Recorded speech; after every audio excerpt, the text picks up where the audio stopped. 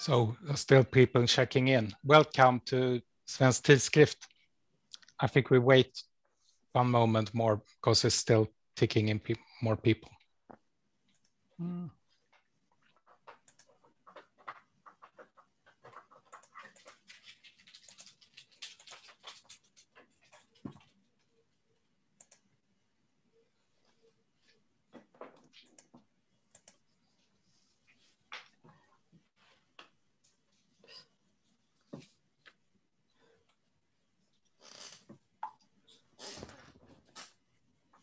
So, welcome everyone to Svensk Tidskrift. My name is Anders Ydstedt and I'm the chairman of Svensk Tidskrift.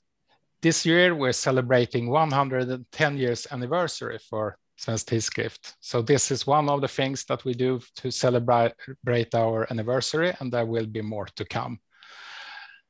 I met online Rainer Zitelmann for the first time last year. I watched a webinar that Cato Institute in the US organized about his US edition of the book, The Rich and the Public Opinion. And I got so fascinated that I put up, we had a meeting, Dr. Zitelmann and I later on, and he became a regular contributor to Svensk Tidskrift. And for us, it's a great honor to publish his book, Förebilder och syndabockar, the Swedish edition with a Swedish study on how the Swedes look at rich people. And we are very excited about this book. And it's also very interesting results that the Swedes, we thought many of my view about how Swedes react and our view on rich people he's saying something else, Dr. Zitelmann. And this is really interesting, especially compared with other countries. And my take is that the Swedes have been vaccinated against bad tax policy during the 1970s and 1980s. But let's talk about that later on. This is probably a discussion we will have in the future also, about how to defend free economy and private property and so on. But first, we will have a presentation by Dr. Zitelmann, and afterwards we have a short discussion with Tove Livendal, the political editor of Svenska Dagbladet, and Stigbjörn Ljunggren, the political editor of Sydöstran. I'm very happy to present Rainer Zitelmann. Please, Rainer. Yes, thank you very much for your invitation. And you spoke about the Cato book, but you have now the better book, because in the Cato book and in the German edition, it was only about comparison of 4 countries. But now we went on with our survey. In your book, this is the first one with 7 countries. And I can speak today about the results of this poll in 7 different countries.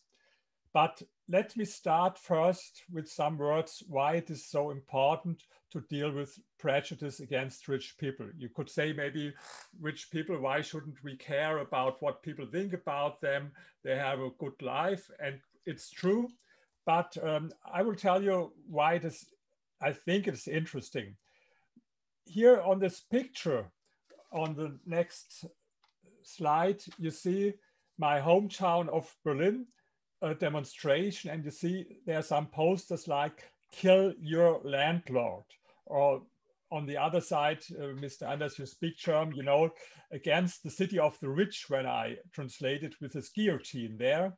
And I wondered what would have happened or would have been the reaction when there were posters like, for example, "Kill black people" or "Kill Muslims" or something like this. I think everyone would be outraged, rightly, but I think with rich people or with landlords, it seems to be okay.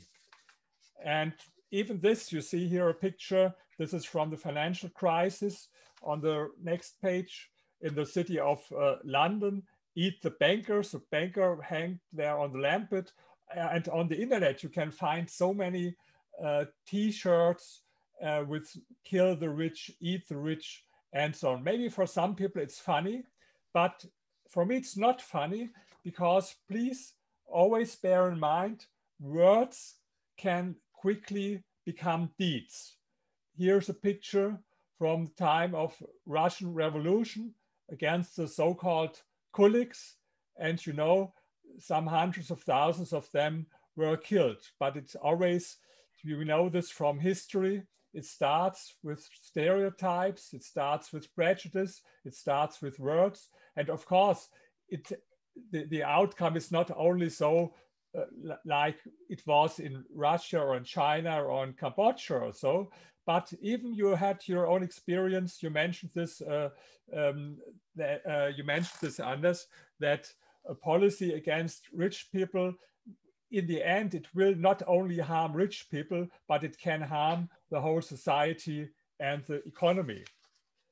And we asked a lot of questions. I will speak more about this, but one of the questions was here, it is sometimes said that there are certain groups of people that you have to be careful not to criticize in public. Which of these groups, if any, do you think this applies to? And you see, there are some groups, and this is not only in Sweden, it's the same in other countries, where people are very sensitive and sometimes even hypersensitive if you criticize them, as for example, immigrants, Muslims, Black people, but this is not true for rich people. This is only 9% of the people said that you have to be careful if you criticize rich people. In one way, it was a good result for us because this shows that we can have reliable results in a poll, what is sometimes difficult with other minorities because people sometimes are afraid to answer even in an anonymous poll if these are groups where they think that they should not speak negative about them or criticize them. You see, there are so many scientific studies about prejudice. There are some thousands of studies, prejudice against gay people, against Black people, women, Jews, and disabled people. But there's very little research into prejudice against the rich. I think my book is the first large scientific study about this topic.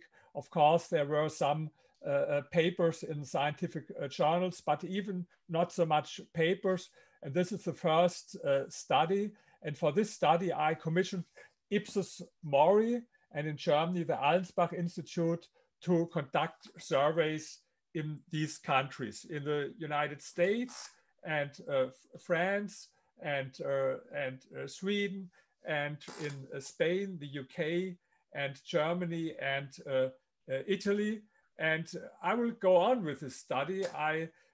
Last month, we had the first survey in China, what was very difficult because of the political situation. And we had talks more than 1 year with different poll institutes. And in the next few weeks, we will have polls in Japan, in South Korea, and in Vietnam. So it's an ongoing process with the study.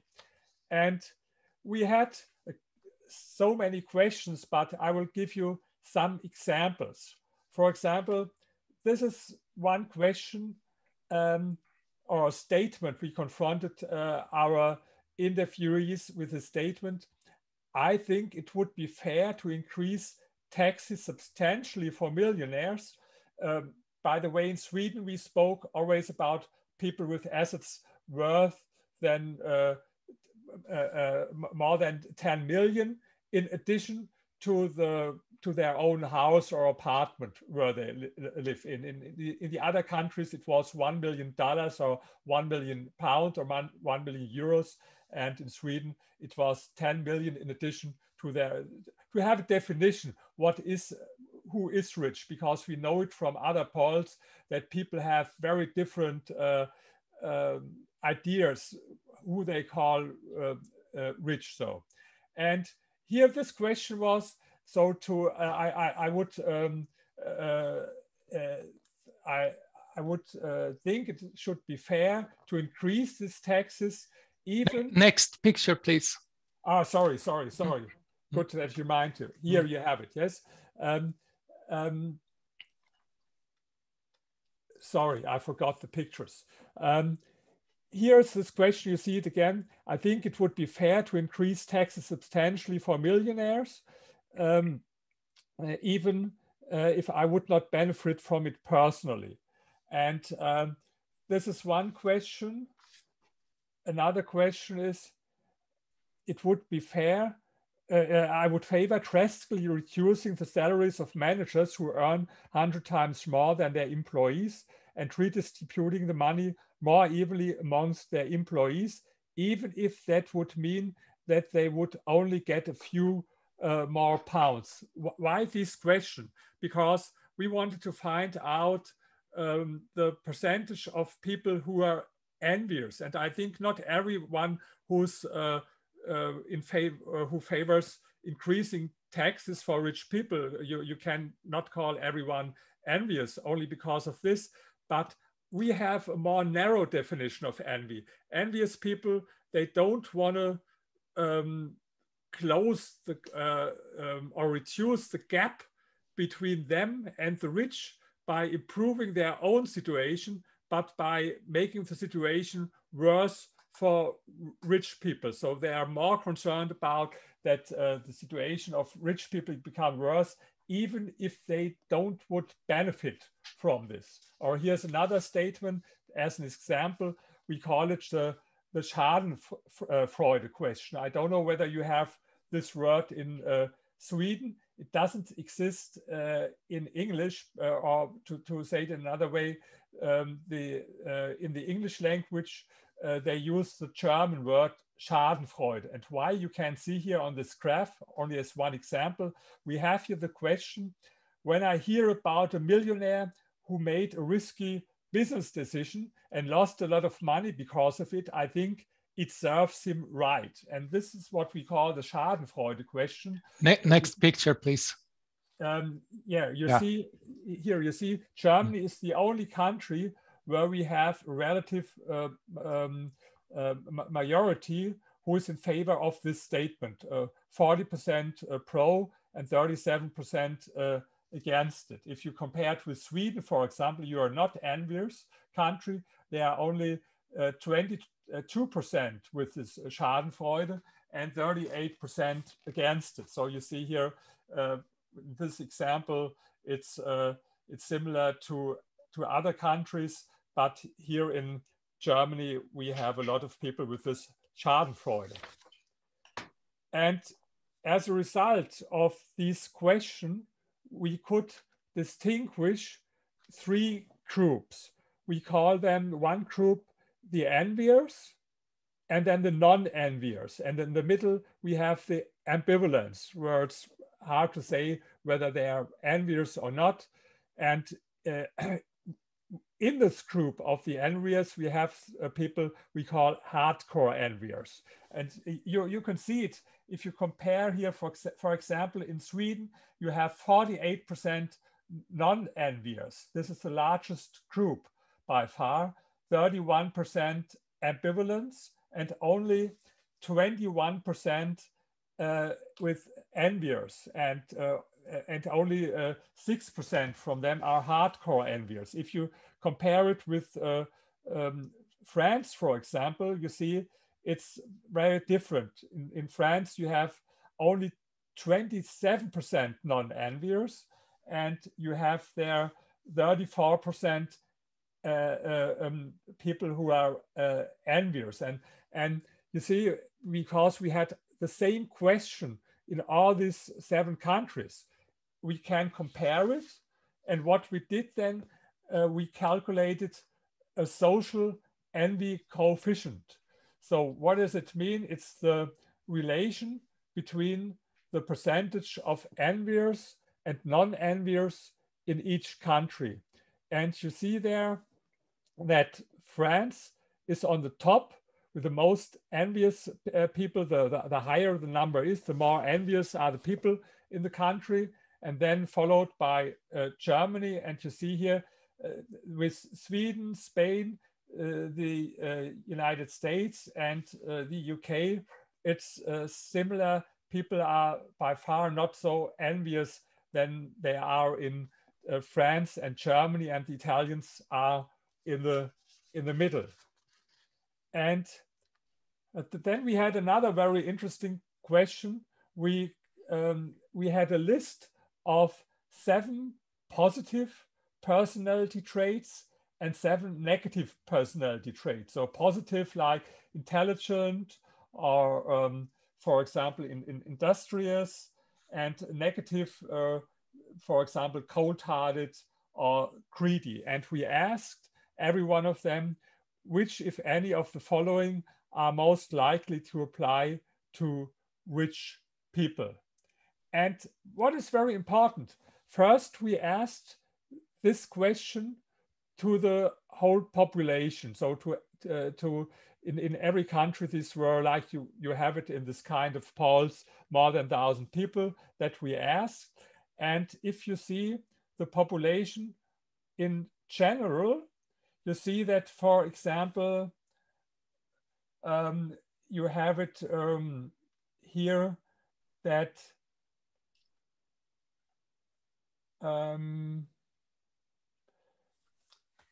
that, for example, 31% of the people in Sweden say they say that rich people are industrious.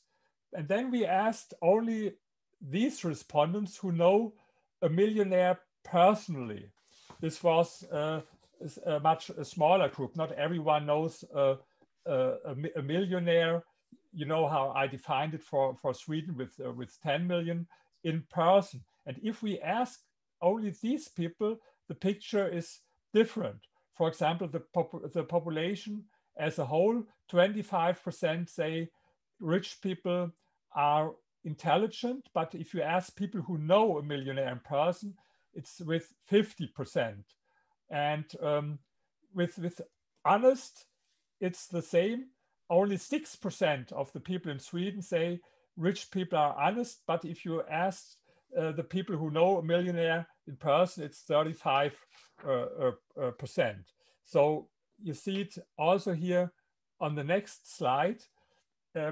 If we ask the population as a whole, then people say about rich people, they are materialistic, then something positive, visionary, farsighted, negative, self-centered, then negative, greedy, and industrious. But then we asked the respondents who know a millionaire personally, and the picture is very different.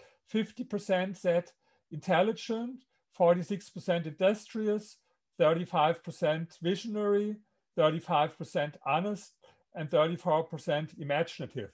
And here you see this is the same in other countries. We asked whether they think rich people, whether they are honest or not. And for example, in Germany, where I'm living, only 3% of the population said rich people are honest. Sorry, next slide, please. Sorry. Sorry that I have to excuse myself. I told you before, yesterday I got my second vaccine, and today I'm a little bit, not so fat as I am. So thank you very much for remembering me. I said to excuse it a little bit. But of course, this is here the next slide. You see it.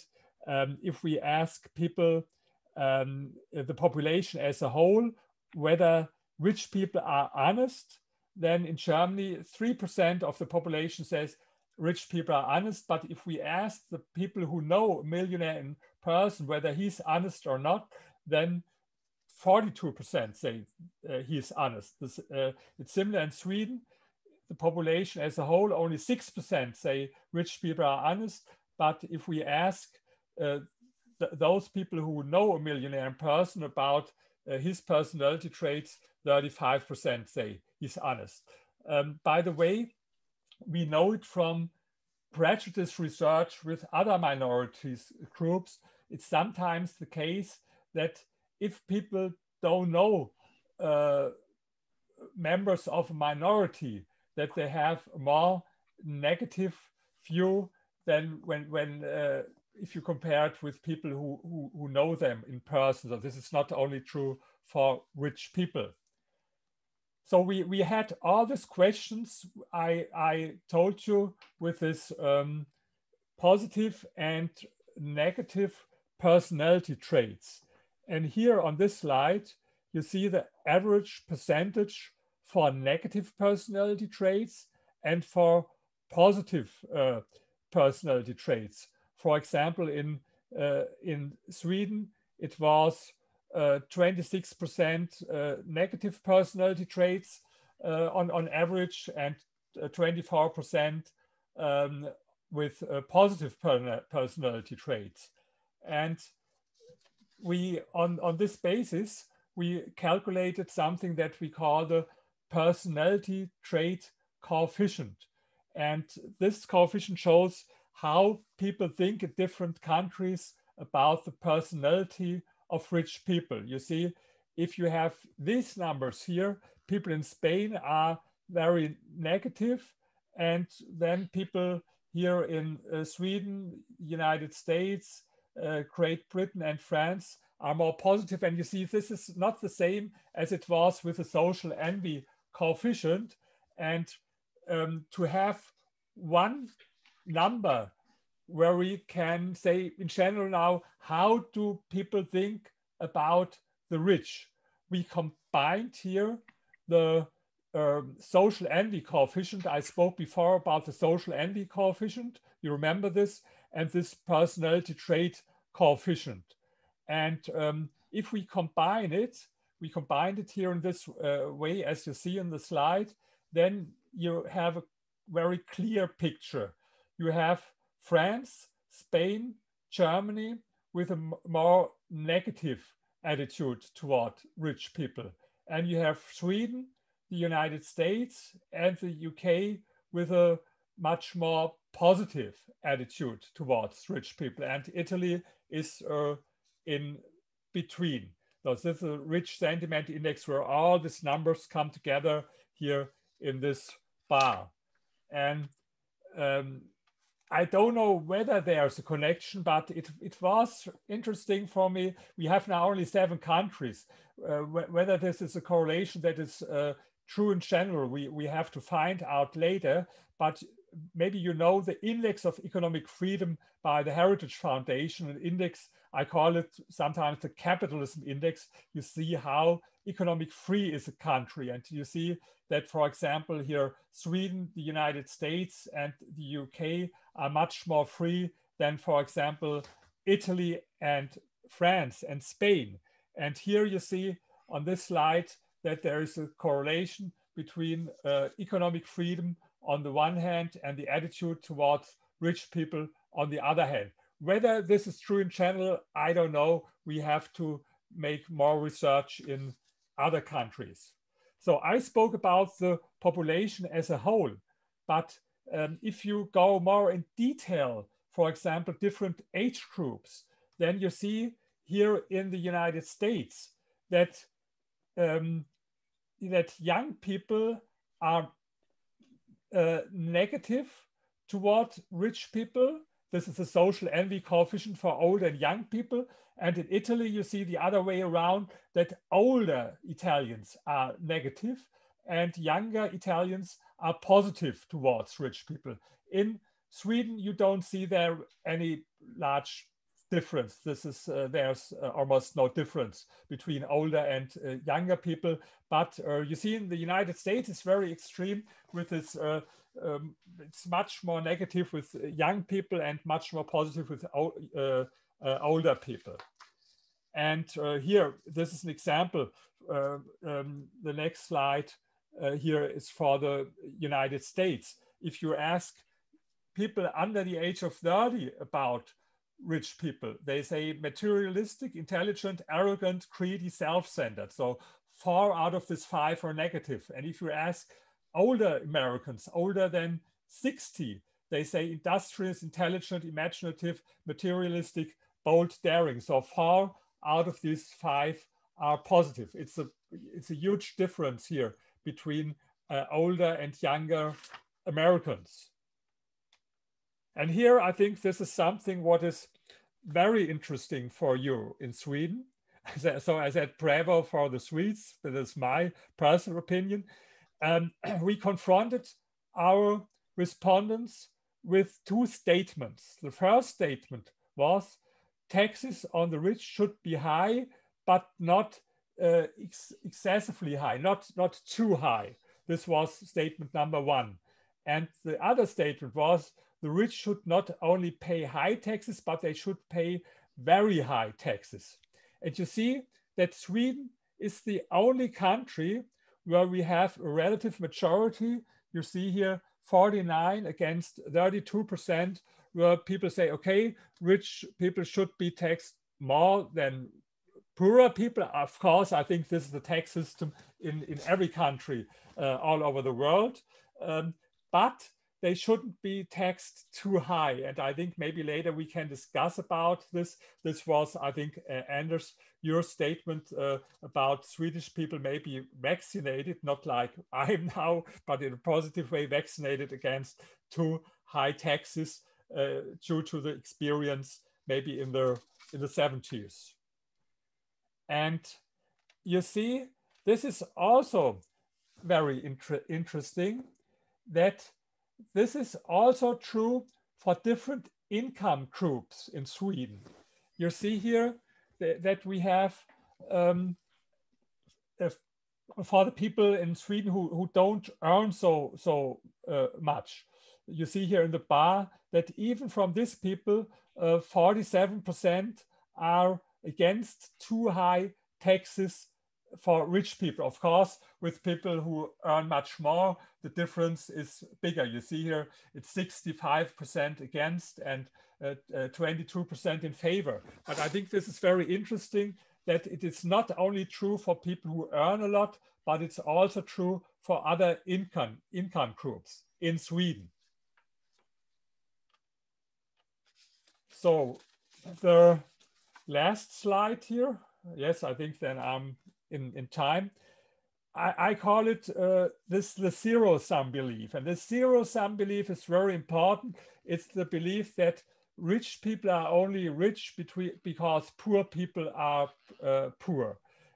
We have this in this, we confronted everyone with a statement, the more the rich have, the less there is for the poor, whether people agree or disagree with the statement. And this was very different. And you see, especially, it was different between enviers and non-enviers. You remember we differentiated here and we distinguished between these different groups. And in this group that we call the non-enviers, only 15% agreed, but 44% disagreed with a statement, with a zero-sum statement.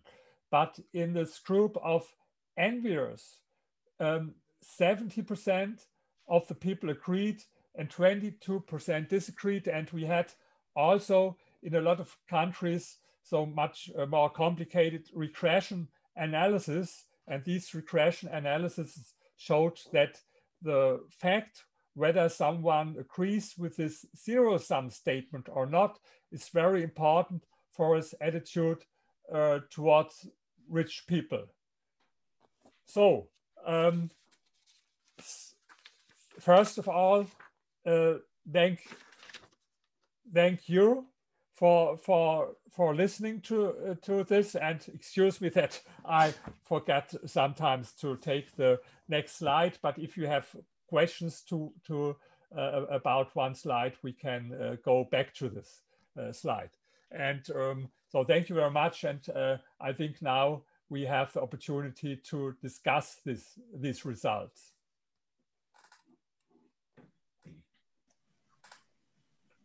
So thank you very much, Dr.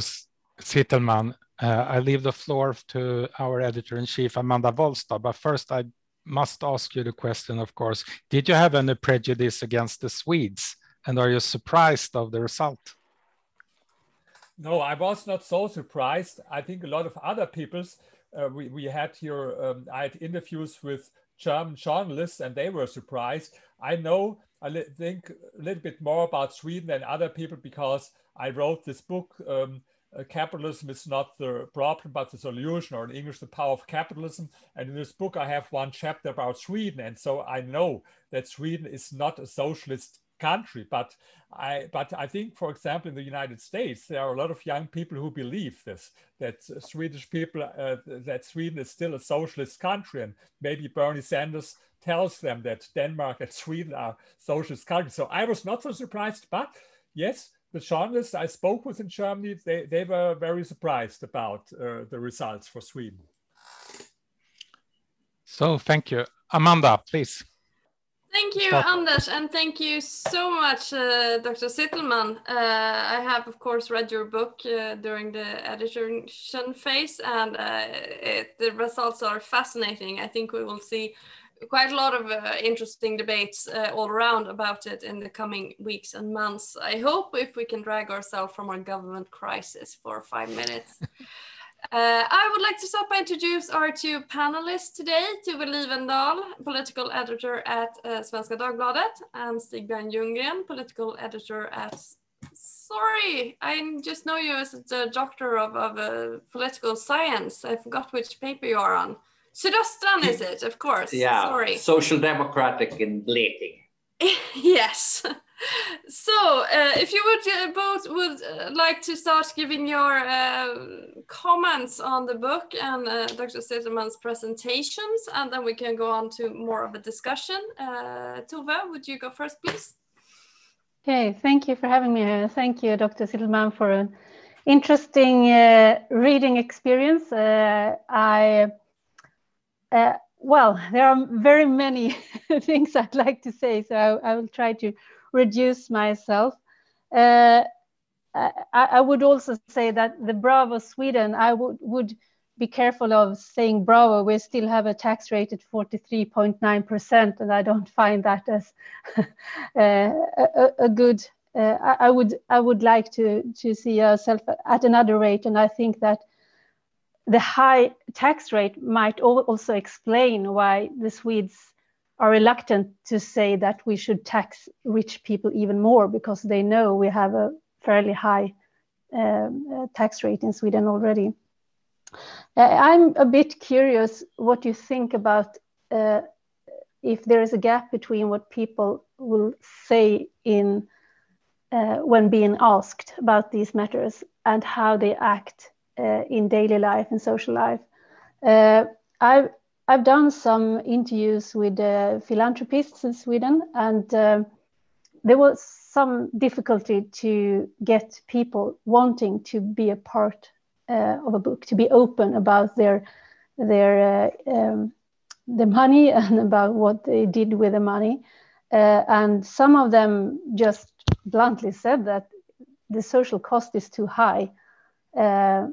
It's not worth it. I don't want to have that discussion. I don't want to have this, the attitudes that will come from me posing as if I do something good with my money.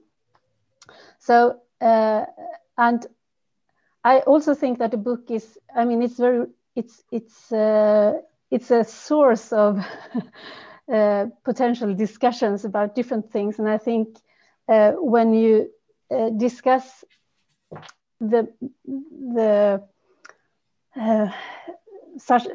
one thing as envy, then you're really down to the bones. What make people how they act against each other. And some years ago, I was talking a lot with Swedes abroad. I'd left Sweden, living abroad, and they were all experiencing a very sad and special thing in contacts with Sweden. And I think what they were expressing is something that is very thoroughly examined in your book, and that is your condition something that threatens me and my self-image? And one thing that was obvious was that Swedes who have stayed at home were not interested in taking part of any of the experiences the Swedes abroad had gained, because that was doing something with their self-esteem, not the self-confidence. That was not, didn't impact by that, but the self-esteem. So I'm just curious if you think that there is I believe there is a gap between what people will say about rich people in a survey and how they will act. And I think that a very important question that you add, if you know someone in person, that you can see that there is a big shift in their attitudes. But I also think that you will perhaps see the same shift if you could in any way measure the state of mind that people are in, the measure of their self-esteem. That will also steer how they will react in contact with, if you sit in a coffee discussion and someone talk about rich people, will you stand by what you said in the survey about rich people, or would you take another turn? So that is something I wonder how you think about. Another thing is, and that is perhaps for future, we've just recently had a very intense discussion here in Sweden when it comes to something that is called investment savings account. And the finance minister is now trying to well, I would almost say pickpocket those savings. And that has been a new form of savings for people, and 3.1 million Swedes have today one of these accounts, and it has been an easy way to save for your pension or for a larger housing project. And well, 4 out of 10 is under 40, so it has been very popular, and it increases. And if you start by that in an early age, and you do this, well, you keep on saving, you will end up as a millionaire. And there is a lot of Swedes who actually can see that in front of themselves. So that is also something I wonder. Now you asked about millionaires, but that is, and when I was young, that was unreachable. Today, this is much more reachable for many more people in Sweden's middle class. So that is also one point I wonder about. Is the word millionaire, hasn't the word changed its meaning for just the recent decades? Can I just add something more? Yes, absolutely. A third point, and then I will let Steven say something as well. I also think that this is nothing I know about. I'm just curious about it. I just want to add it to the discussion that Sweden has had a large influx of migrants last decades in different waves, and for me, it's something that I've noticed is that many of the newly arrived Swedes, they do not feel embarrassed at all to openly express materialistic ambitions in a way that I don't think that average ethnical Swede did before. Now you can say, I want to be rich. If you live in a suburb, if you are coming from a country which is not a Western European country, but that is a change of attitude, and I wonder how much that also play into this. So that is a few remarks to start with. Thank you. Very interesting. Stigbjörn. Thank you very much for having me, and thank you, Doctor, for destroying my holiday. Because I found this book very interesting. I will read it more properly during the holiday. And since, as the most of us, when we get a rich material like this with a lot of statistics, a lot of interesting concepts and so on, you're trying to see, can I use this to as an argument for the points of views I already have? For example, it's quite good to have high taxes if you redistribute them equally to people and give everybody a chance. And I heard the speeches before me here saying that maybe that's why Swedes say we shouldn't have more taxes, because everybody pays a lot of tax and everybody gets a lot back. And another argument that I would like, I've been looking for in the book is, of course, that the social democratic model, where people meet in schools and have the same hospitals, living the same areas and so on, that's a good way of well, if you meet people from other groups, from other classes, from other ethnic groups and so on, you will have a more tolerant view on things. But this is, you know, I could see some problems with that reading the book. First of all, there is a criticism against meritocracy. The idea of that you should be valued from your merits and not from your heritage or whatever it is. And the criticism says that this is a way of telling poor people that they deserve their position. Because if you have an equal educational system, for example, that gives everybody a chance to climb the ladder and become as rich as their talents tells them to. So, and what I think I understood from the book, that the more social mobility you have, the more envy you get at people that becomes richer than you are. Is that and I know that you're familiar with this criticism against meritocracy, and I would like to hear what your points of view are. Of course, what's maybe the most interesting thing here is the regional differences between countries, and I guess you also have numbers on differences within countries. And so how can we explain the differences here? Is it historical reasons?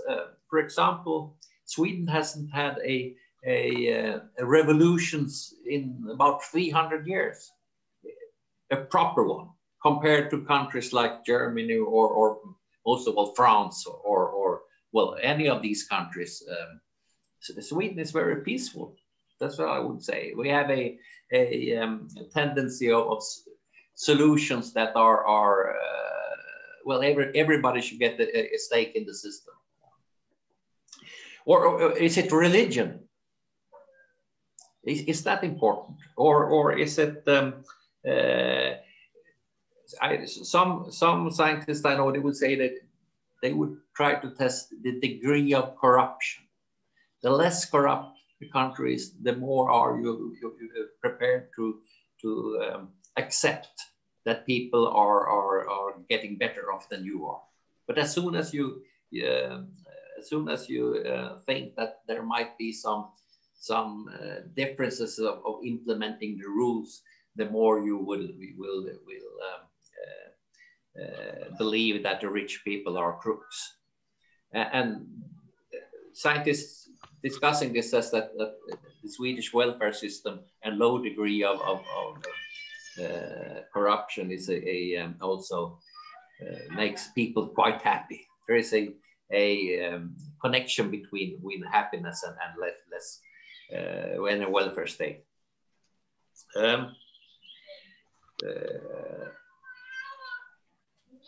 The most important part, and since I just a year ago wrote the book about media together with a colleague, the power of media and the way of the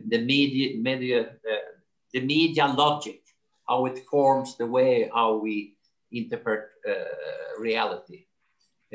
I think that part of your book is very, very interesting, because you put forward different studies of how in popular culture, how are rich people described.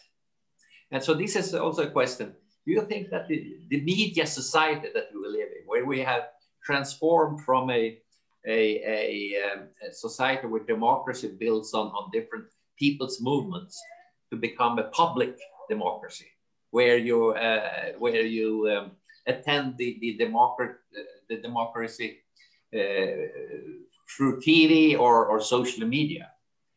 Would that be a significant thing, of a significant question to put forward, do you think? Oh, well, as I told you, there are a lot of interesting things, and I will do some more proper reading of the book. Just finally, would you say that psychology is that an important part here? That people that are having a certain psychological mindset, that they would be more envious, and would that be, you know, the main explanations for the differences? We all heard about the marshmallow experiment, where kids get the question, if you keep that marshmallow for 5 minutes, you will get another one. And then some kids eat it and not get another one. Some people save it and they get 2 marshmallows. And if I remember the studies right, those kids that saved the marshmallow, they were better off further on in life, making more progress in studying and working, which of course indicates that that an important explanation is your mindset. I don't know if you have the quotation in your book. I was looking for it because I thought it could be a good way of ending my little comment here. And maybe you all heard of it, that the author Scott Fitzgerald sitting in a bar with Ernest Hemingway, and they were this was before they became really famous. And Scott Fitzgerald said, "Ernest, the rich people, they are different from us." And Ernest Hemingway answered, "Yeah, they have more money." Thank you. So, thank you. Dr. Zitelmann, would you like to comment? Yes, thank you very much, first, for reading the book so thoroughly and so many questions and so many ideas. The most interesting idea that I heard, I have to admit that I didn't have this idea before, whether there's a correlation between corruption on the one hand and the attitude toward rich people on the other hand. I think this was your thesis, that you said in societies where there is more corruption, maybe people have a more negative attitude towards rich people, what sounds logical for me. But of course, we have to make an empirical test. I know that the Scandinavian countries in general, and especially Sweden, are very, very good in this index of transparency, international corruption index. And by the way, this is something that I admire very much. I hate corruption, and I think this is great with Scandinavian countries.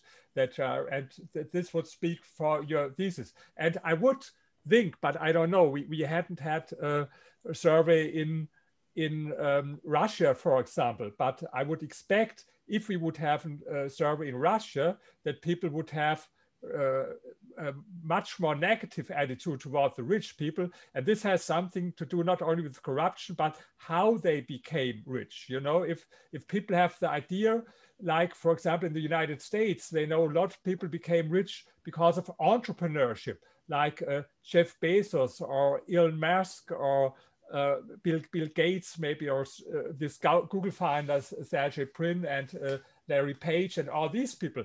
I think more people will accept this than if they have the idea that someone like it is in Russia, it has a lot to do only with connections to the state or even corruption, how they think about rich people. So thank you for this idea.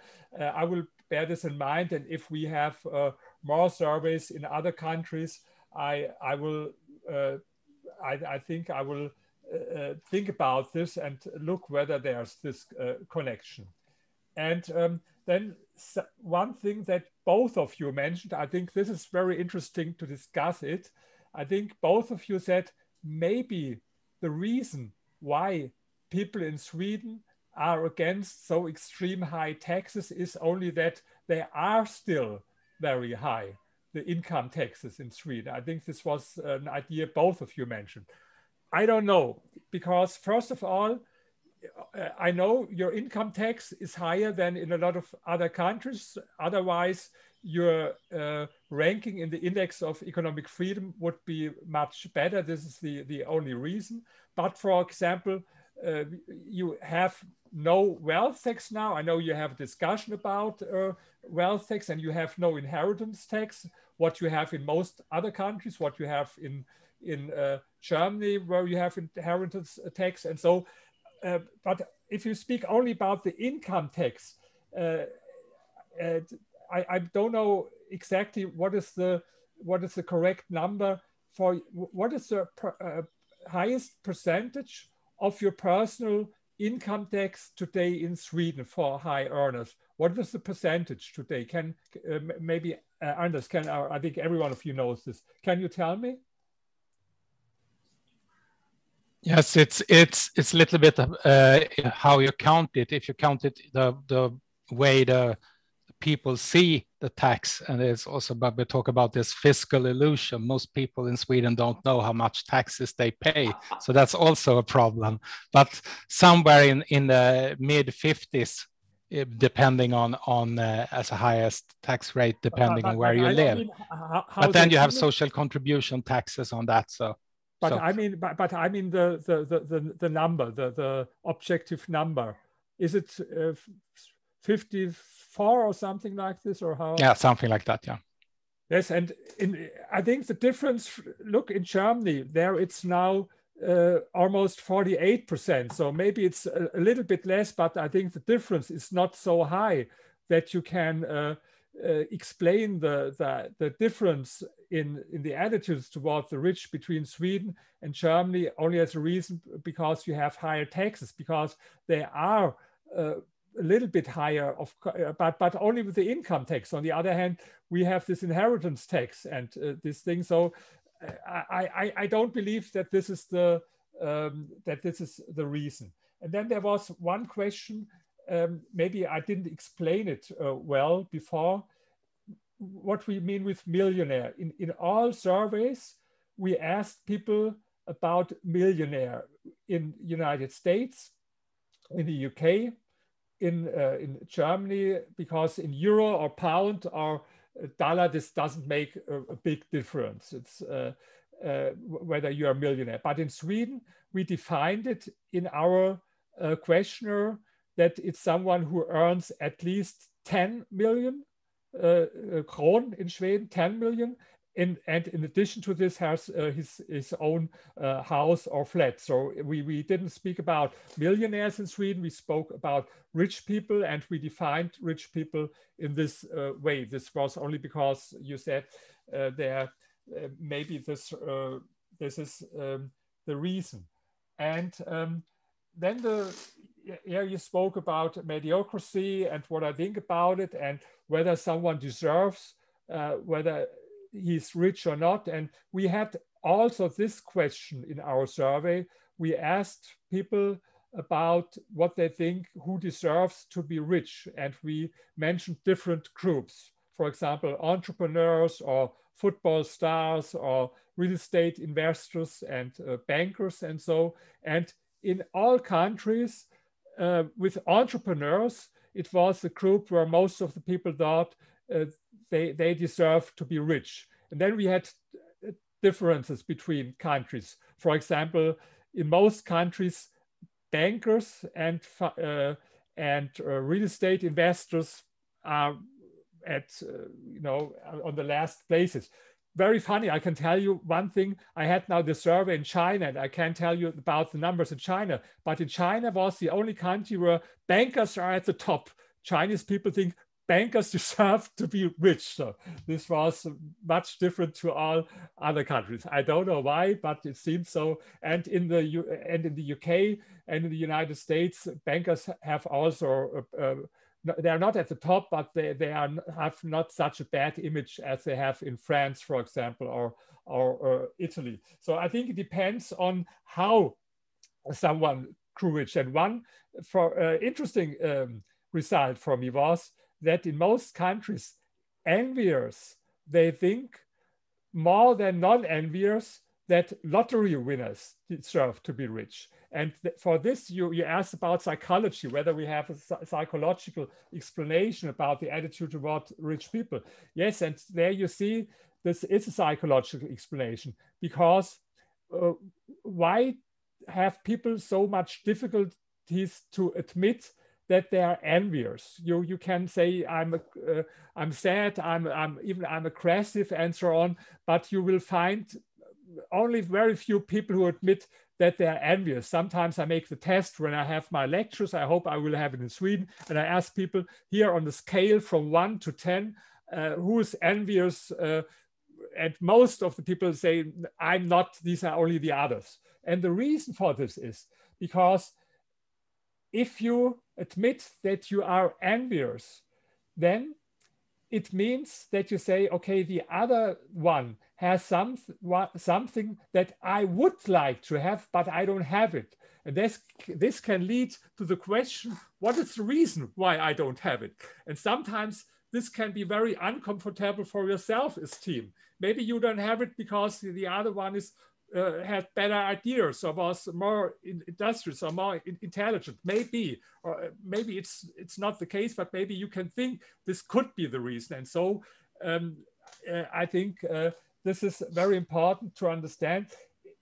Envy, social envy, has to do something with media, but it's not only about media. These are also these other psychological reasons, and envious people can admit when it was only luck or chance. For example, with a lottery player. And this is the reason there was a German sociologist, Schöck, and he wrote a large book some decades ago about envy. It was one of the first big research about envy, sociology. And he had the thesis that envious people should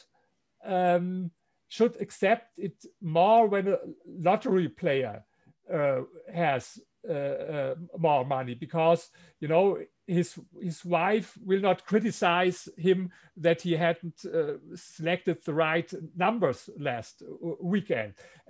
But this was only theory, and I prove that the theory is right, because I saw in my survey that indeed people who are envious, they accept more with lottery players that they deserve to be rich than other people. And then, yes, you quoted, of course, I know this quote from this dialogue between Fitzgerald and Hemingway about rich people. This is the question of the psychology of whether there is a difference. And I think there is one. Maybe not everyone knows it, but I can tell you, I have 2 doctorate degrees, and my second doctorate dissertation was about the personality traits of super rich people. I had interviews with 45 people. I spoke with everyone between 1 and 2 hours, and most of them had a net worth between 30 million and 1 billion euros. And everyone took a psychological test with 50 questions, and I had 1,700 pages with transcriptions. So I think I know a lot about the psychology of these people. And indeed, there is a correlation between the personality traits of these people on the one hand and their financial success on the other hand. But this is a different topic, and maybe if you translate this book one day, it's translated now in a lot of languages, like in Korea or in China and so, because there are, this is what I do, I call it academic wealth research. And we have only very few studies. also about this question, how people become rich. This was not our topic today. Our topic today was how the population see rich people. But I Dr. wonder. Zitelmann, I'm sorry, we're running out of time. I just have to check with our panelists. Are you able to stay a few minutes longer, or are we running into your dinner plans? Oh, well, the dinner is served, but I could stay for a while. All right, thank you. Dr. Zitelmann, please continue. So what? So this was something I wondered about. You know, it's easier to find a doctoral dissertation about the heartbeat of a pig in a 100-meter race. And I'm not joking, there is a doctoral dissertation about the heartbeat of a pig in a 100-meter race, or about the love life of rare insects, or about the atmosphere of the planet Venus. But you could find almost nothing about how people become rich, what are the personality traits. And so I see this is a gap. If scientists did research about wealth, it was always only about this inequality question, or most of them, and so I think there's a lot to do. And for me, this study is only a beginning. And maybe in the end, I will tell you about my next survey, and I will do it also in Sweden, and hopefully we can have next year a book. And this is the attitude towards capitalism. And of course, I know there are some surveys in different countries whether people think positive or negative about capitalism or socialism, but in most cases, this is only one question. And I will have a lot of questions, for example, 10 questions what they believe. For example, capitalism is the cause of inequality or poverty or hunger, or leads to wars, or leads to fascism, or leads to monopolies. And I have a lot of different questions, and I will do this in 12 different countries. One of these countries will be Sweden, to find out how people think about capitalism. And I will also have one question to find out how people think on the left and on the right side of the political spectrum. We will have a scale from 1 to 10, when 1 means very left and 10 very right. And I believe, I don't know how it is in Sweden, that of course you have most anti-capitalists you have on the left side, not only the far left, but also on the moderate left. And then I think in the middle and a little bit right from the middle, you have more pro-capitalist. But on the very right end of the political spectrum, I expect, but I don't know, in different countries, we will have also more anti-capitalist views. And the other questions will be whether there's a relation of whether people, when they believe in conspiracy yes. theories. And so you see, this is my next project. Yeah, let's come back to that next year. So. Yes. I think we have a question from the audience. Ulrik Vetje, are you still with us? Ulrik is muted.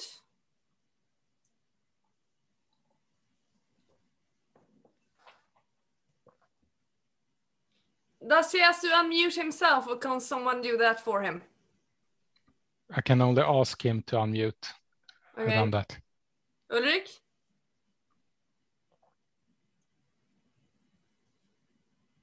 We'll get back to Ulrik if he turns up again. It's always a bit hard with the digital replacements. I was thinking about this. We talked a bit about the Swedish view on taxes, but the title of the seminar, the title of Dr. Zitelmann's article in Dagens Industri was that the royal Swedish envy is a myth. Is it a myth? Has it ever existed? Or is that also something we tell ourselves in a history where getting rich simply was incredibly hard? And I thought about this, Tove. Well, I do think it exists, and I, to that I think I find support for that in Dr. Zitelmann's book, because if you translate envy with the lack of self-esteem, if the you know, being afraid of that something is threatening me, that I will find too many examples of, for saying that does not exist. Hopefully, I mean, we know that if you go to the ethnologists, they will point out characters for different people, and they will say that, well, the Swedes are this and that. And of course, this will change because we are also changing a large part of our demography and population. So we will move with our time. There's a moving target here. But I think there is still pockets of it which are not that small and insignificant. I think there are still a gap between what we say and how we behave. But I think that only the fact, if you can, I mean, I can see on Facebook and in social media that people actually are behaving in a more positive way. I mean, the good thing with Facebook is that you can only like, you can't dislike a lot of things. And I think that has also created, you know, it contributes to creating another atmosphere of, you know, celebrating each other's successes in a way that I don't think that Swedes have been good at. So hopefully we are getting rid of the royal envy as being a component that will hinder development. I think that, I mean, this is something for each and everyone to work with, because it is about your personal self-esteem and, you know, your capacity to see other successes and other developments without feeling diminished yourself. So this is, you know, personal experience that everyone has to go through. But I hope that I also think that the new and young entrepreneurs are changing the perception of a capitalist. And it was very, I mentioned the philanthropists I interviewed, they were all self-made. They have all earned their fortune themselves through being entrepreneurs. But they had also integrated in or taken part in philanthropy because they said, well, I earn a lot of money and now I want to do something more. A lot of the young entrepreneurs is, you know, expressly saying we are changing the world through entrepreneurship.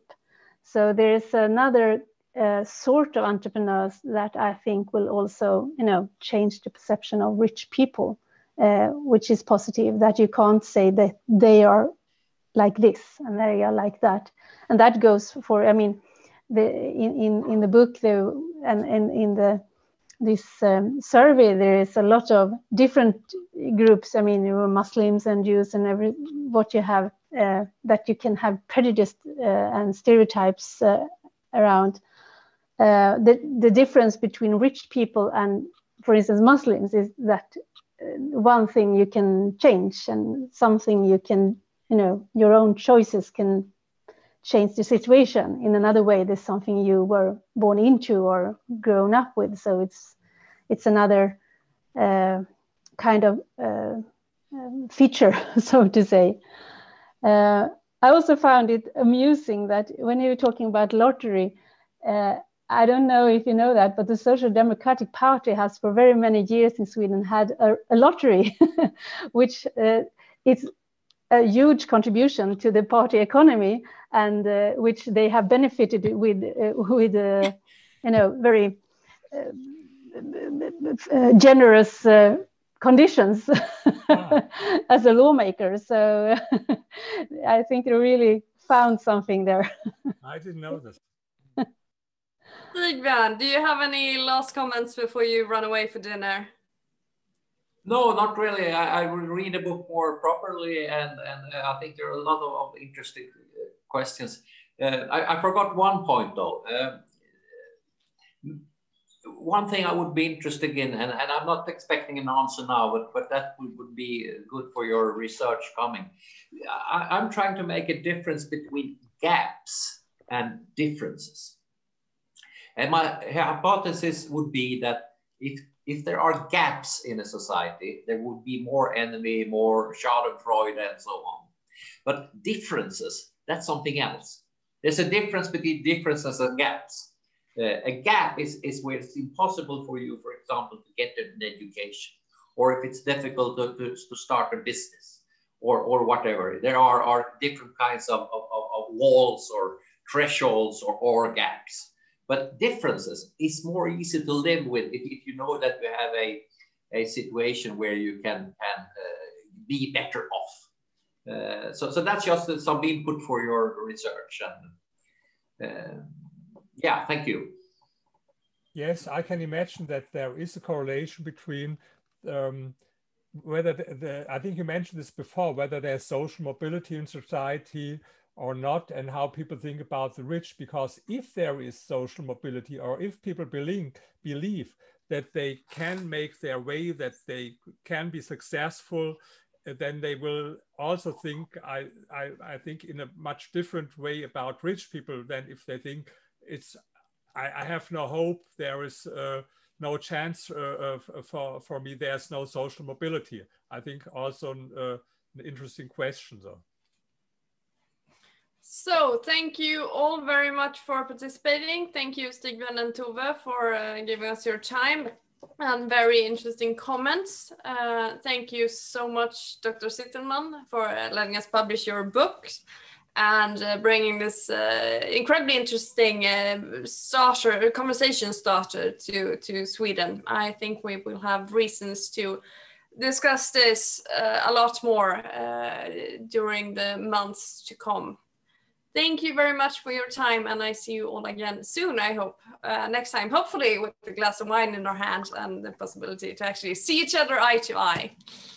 Absolutely. I hope I can come to Sweden. What do you think? When I could come to Sweden, it was good to have this Zoom call. Well, thank you very much. I appreciate. But of course, I would very much like to come there, maybe have a lecture and discussion face to face. How's the situation now? What do you think when it's possible? After the summer, we hope. Autumn. Yeah. I'm getting my second vaccination in end of July, and I'm quite early, I think. But October, November, something like that, I'd say. We're vaccinated enough to actually start planning for stuff again. Okay.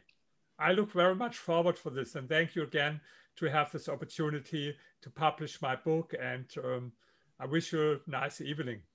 Thank you very much. Thank you. Thank you. Thank you.